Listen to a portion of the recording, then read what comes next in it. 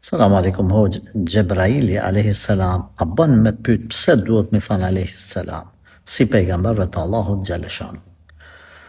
Allahu të rritet bekof ty vëlla apo motër. E para, hoj me të zëhë shkruhet edhe me anfun. Gjebraili po ashtu me të zëhë.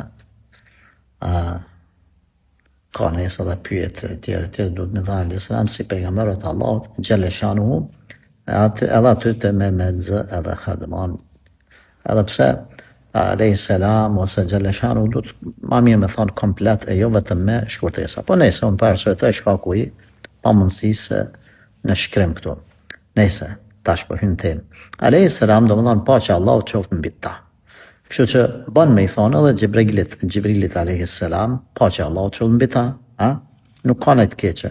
Është transmetu, është përdor nga sahabët, nga dietarët kjo formë edhe na e përdorim pa problem.